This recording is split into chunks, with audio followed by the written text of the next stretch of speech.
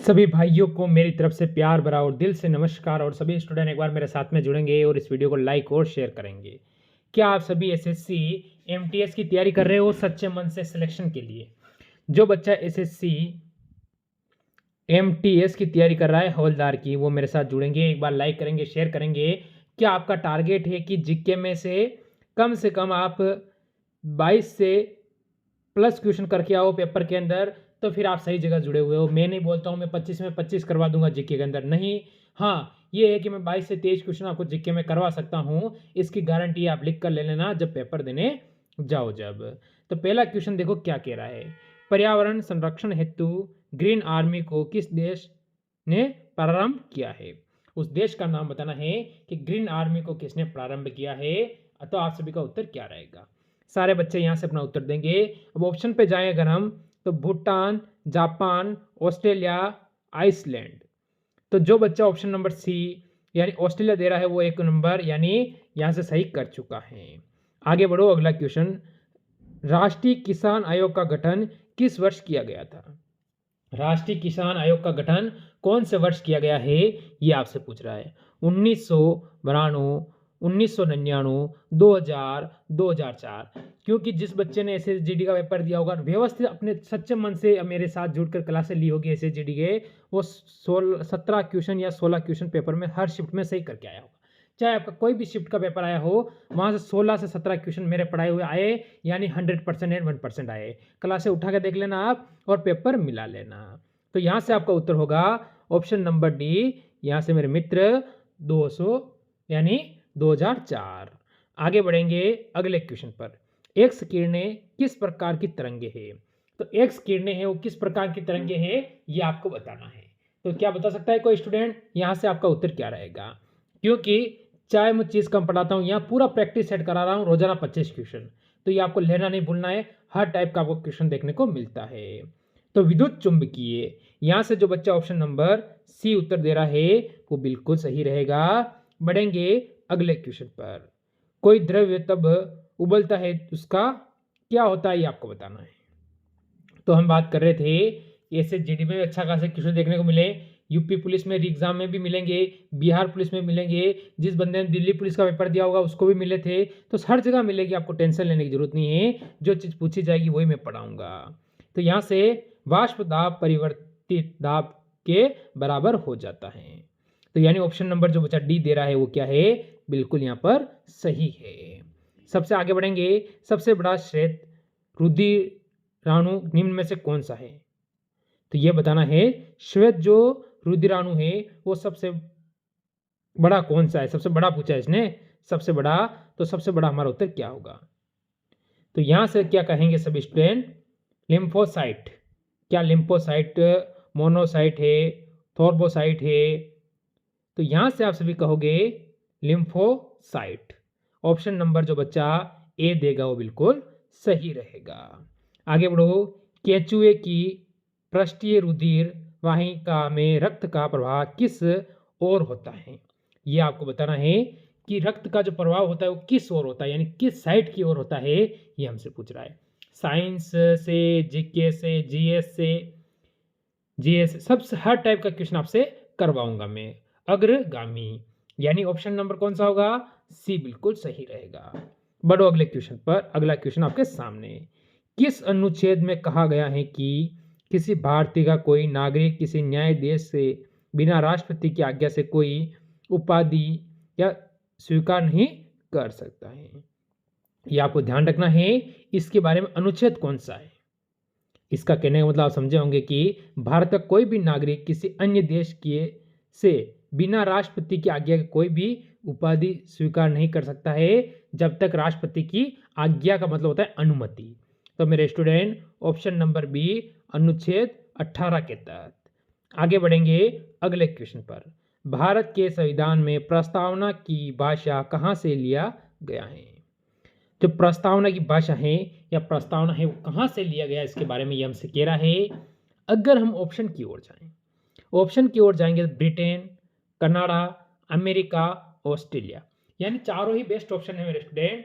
आखिर आप सभी का उत्तर यहाँ से क्या रहेगा, कमेंट करेंगे तो आप कहोगे सर ऑप्शन नंबर डी, यहाँ से ऑस्ट्रेलिया हमारा बिल्कुल सही है। आगे बढ़ जाओ। हरा सूचकांक विकसित किया गया है। हरा सूचकांक विकसित किया गया है, तो आपका यहाँ से क्या रहेगा मेरे भाई? यहाँ से आप सभी बताओगे विश्व बैंक द्वारा, संयुक्त राष्ट्र पर्यावरण कार्यक्रम द्वारा, अंतर्राष्ट्रीय मुद्रा कोष द्वारा, विश्व बैंक द्वारा, या इनमें से कोई नहीं। तो ऑप्शन नंबर सी, जो बच्चा विश्व बैंक पर जा रहा है वो बिल्कुल सही है। आगे बढ़ेंगे। भारत का अंतर्राष्ट्रीय मुद्रा कोष सदन बना, ये बताना है भारत का अंतर्राष्ट्रीय मुद्रा कोष। तो यहां से आप सभी का उत्तर क्या है बताएंगे सारे बच्चे कि यहां से आप सभी उत्तर दोगे कि सर 1952, 1950, 1947, 1945। माइनस माइनस माइनस, तो आप कहोगे ऑप्शन नंबर डी 1945। जो बच्चा ऑप्शन नंबर डी देगा वो यहां से बिल्कुल सही है। बढ़ो अगले क्वेश्चन पर। भारत में निम्न में से कौन राजकोषीय नीति के निरूपित करता है? नीति जो होता है उसे निरूपित कौन करता है? अब यहां से अगर ऑप्शन की ओर जाएं हम, तो वित्त मंत्रालय, वित्त आयोग, भारतीय रिजर्व बैंक इंडिया, योजना आयोग। अब यहां से क्या कहेंगे हम कि हमारा जो बिल्कुल सही हो जाए, तो मेरे बच्चों, मेरे स्टूडेंट, आप कहोगे यहां से वित्त मंत्रालय। ऑप्शन नंबर ए बिल्कुल सही है। यहां पर आगे बढ़ो। केंद्रीय बजट में राजस्व व्यय की सबसे बड़ी मद होती है, तो कौन सी होती है ये आपको बताना है। तो यहां से क्या कहोगे? रक्षा व्यय, मुख्य उत्पादन, ब्याज की अदायगी, राज्यों को अनुदान। तो यहां से क्या होगा? यहां से ऑप्शन नंबर जो बच्चा सी पर जाएगा वो बिल्कुल सही और सटीक उत्तर देगा, जिस बच्चे का उत्तर ऑप्शन नंबर सी आता है। आगे बढ़ो। अगला क्वेश्चन कह रहा है आर्थिक सुधार के जनक हैं। आर्थिक सुधार यानी आपको पता है आर्थिक जो सुधार हुआ था, सुधार के जो जनक थे वो कौन थे? तो मेरे स्टूडेंट में बता दूं, जब अभी अपने देश पर मात्र 15 दिन का खर्च यानी पैसे रहे थे, 15 दिन के पैसे बचे थे, उस जगह से आदमी कोई अगर हमारे देश को विश्व की तीसरी सबसे बड़ी अर्थव्यवस्था बनाता है, तीसरी सबसे बड़ी अर्थव्यवस्था बनाता है, तो उसी कहेंगे आर्थिक सुधार के जनक। तो हम कहेंगे मनमोहन सिंह। ऑप्शन नंबर यहां से डी, जो कि 2004 से लेकर 2014 तक भारत के प्रधानमंत्री भी पद पे रहे थे। फिर बढ़ेंगे अगले क्वेश्चन की ओर, इसका उत्तर देंगे। अगला क्वेश्चन 14 नंबर, वैश्वीकरण का विरोधी देश। वैश्वीकरण का जो विरोधी देश है वो कौन सा है?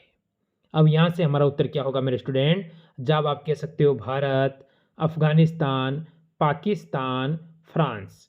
यहां से मेरे स्टूडेंट, मेरे भाई सभी अपना उत्तर देंगे।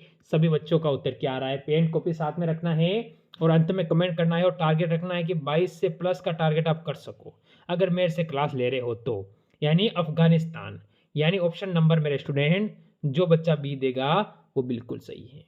आगे बढ़ो। गांधीवादी अर्थव्यवस्था किस पर बल देती है? ये आपको बताया है कि गांधीवादी अर्थव्यवस्था है वो किस पर बल देती है। हर क्वेश्चन को मैं 2 बार बोलूंगा जिससे कि आपका साथ ही साथ में याद हो जाए और आपको टेंशन लेने की जरूरत नहीं है।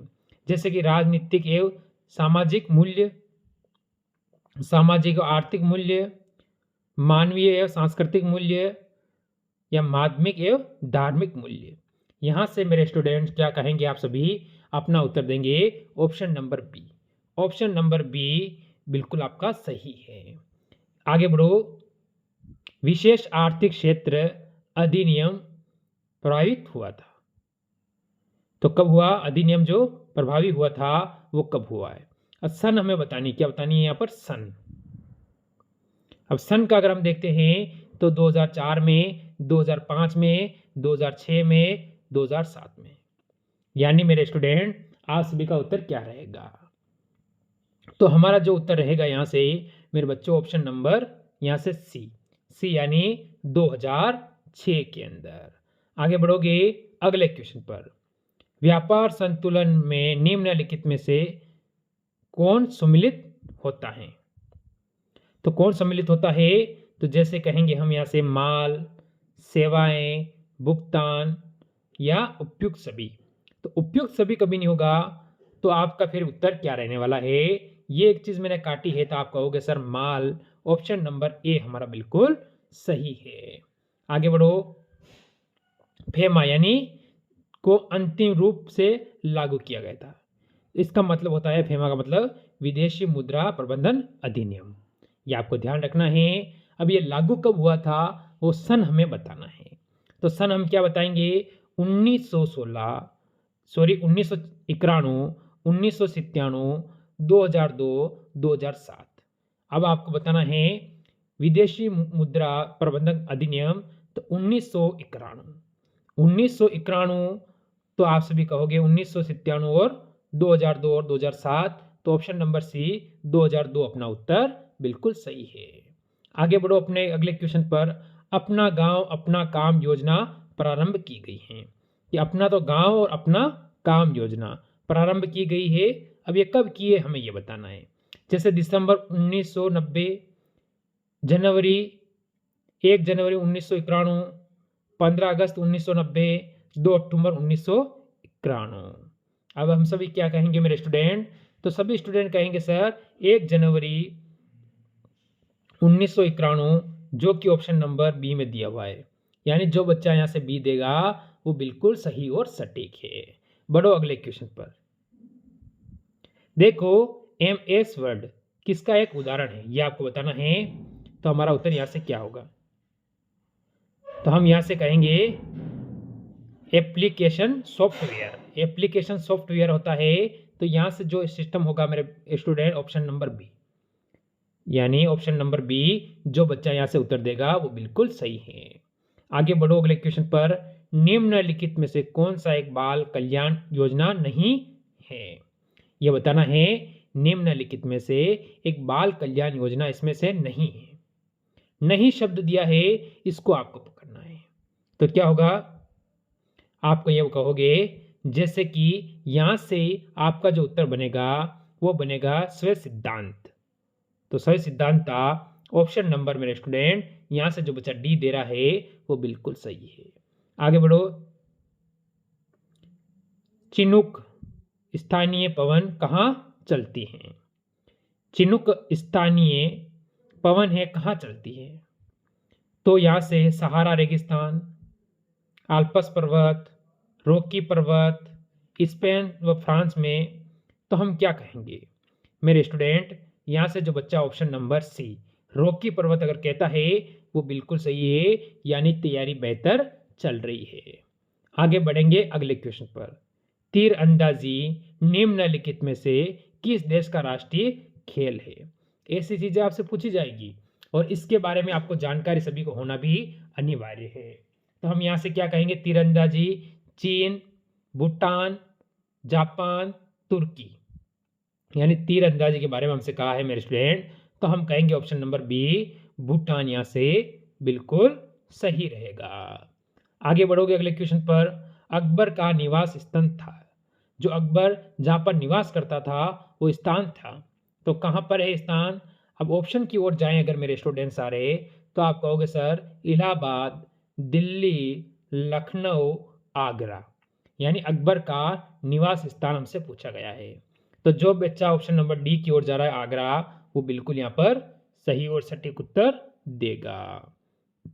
आगे बढ़ेंगे। आज का 25 और लास्ट क्वेश्चन, यानी इस क्लास का अंतिम क्वेश्चन। कल इसी समय वापस मिलेंगे हम। देखो, विश्व मैंग्रोव वनों का सबसे बड़ा क्षेत्र निम्न में से कौन सा है? तो मैंग्रोव जो वनों का सबसे बड़ा क्षेत्र है वो कौन सा है? अब यहां से हम उत्तर क्या देंगे कि हमारा जो उत्तर है एकदम सही और सटीक हो? तो मेरे स्टूडेंट कहेंगे सुंदरबन। ऑप्शन नंबर डी बिल्कुल सही है। तो ये थे आज के टॉप 25 क्वेश्चन। मेरे सारे स्टूडेंट कमेंट करेंगे कि आप सभी का क्या औसत रहा है, किस हिसाब से आपका चल रहा है, कहाँ पर आपको कमी लगती है उसको मेरे को बताइए, उसको मैं दूर करूंगा। मिलते हैं कल एक और नई क्लास के साथ। इस क्लास से यहीं अलविदा लेते हैं। जय हिंद, जय भारत।